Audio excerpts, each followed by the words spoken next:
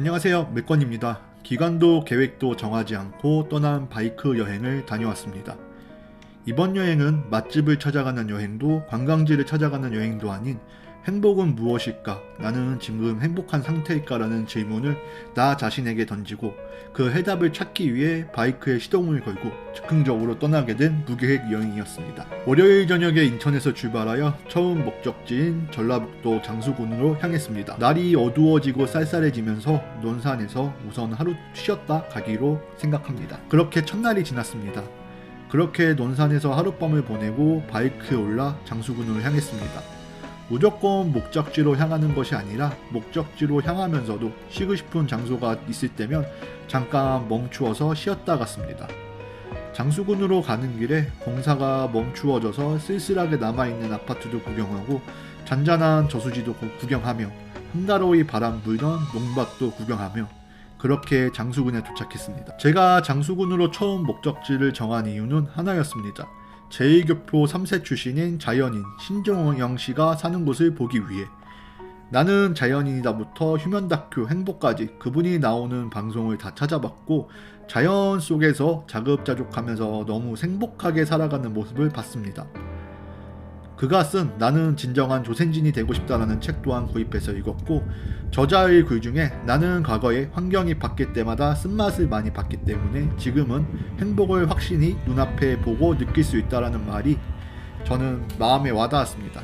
그분이 사는 곳은 어떤 곳일까? 거기 가면 나도 혹시 작게나마 행복을 간접 체험하거나 느낄 수 있을까라는 생각에 무작정 첫 목적지로 장수로 정했습니다. 그분의 삶에 방해되지 않게 그 동네를 구경하고 자연에 잠깐 머무르면서 많은 생각들을 정리하고 다시 바이크에 올라 다음 목적지를 정했습니다. 다음 목적지는 국민에게 가장 사랑받던 대통령, 전 노무현 대통령님이 살던 봉화마을을 가보기로 했습니다. 우연의 이치였을까요? 어쩌다 보니 대선 전날 봉화마을을 가게 되었네요. 처음 가본 봉화마을은 조용했습니다. 조용하고 뭔가 모르게 쓸쓸해 보였습니다. 아무래도 노을이 지는 저녁때 시간에 도착해서 그런 걸 수도 있겠죠. 제가 처음 투표를 해서 뽑은 대통령, 만나본 적은 없지만 가끔 문득 보고 싶은 대통령. 그렇게 봉화마을의 노을과 노란색 바람개비를 뒤로하고 대구로 향했습니다. 대구에서 다시 하룻밤을 보내고 여행 3일차가 되었습니다. 유일하게 누군가를 만나는 날입니다. 대구에 온 이유기도 하죠. 이날은 그냥 대구에 온 김에 라이더들이 많이 간다는 카페 두 군데를 가보고 숙소에서 잠깐 쉬었다가 저녁에 만나기로 한 유튜브 구독자분을 만났습니다. 처음에는 약간 부담감도 없지 않아 있었습니다. 어색하면 어떡하지? 불편하면 어떡하지? 등등 혹시나 모를까 하는 걱정들. 그렇게 약속 시간이 되어 구독자 제임스님을 만났고 너무나 인자하신 인상과 배려 덕분에 정말 쓸데없는 걱정을 했구나를 깨달았고 정말 제임스님과 말을 하면서 많은 깨달음을 느꼈습니다. 내가 그래도 유튜브를 잘하고 있구나라는 생각을 정말 처음 들게 해주신 햇님이었습니다. 다시 한번 감사드립니다.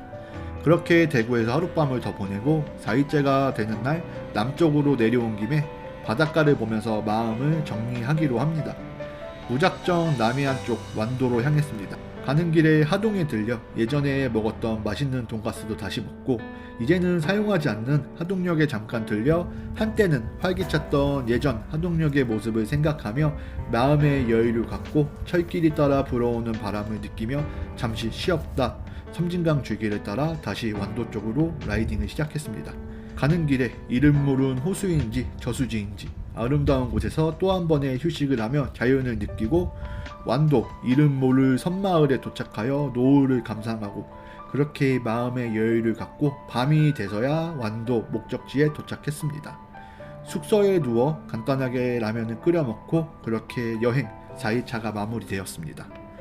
다음날 아침에 바이크에 시동을 걸고 요번에는 땅끝 마을 해남을 가보기로 했습니다. 땅끝이라면 무엇이 다를까?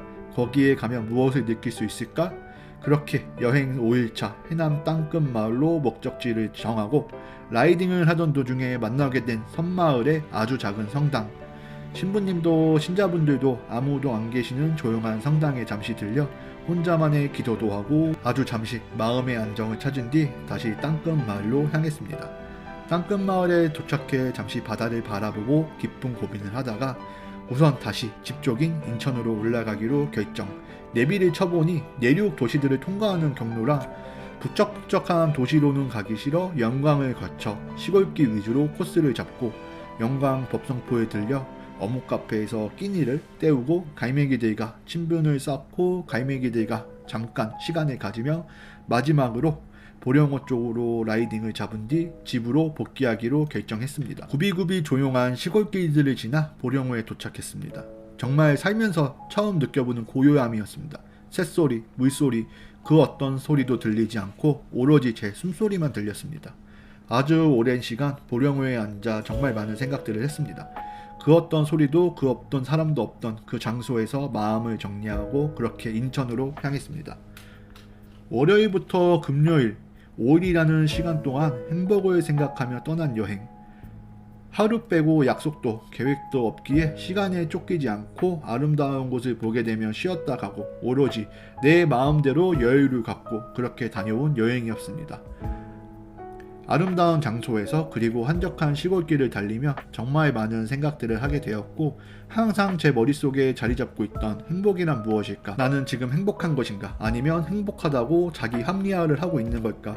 이 답을 얻기 위한 이번 여행에서 많은 걸 느끼게 되었습니다.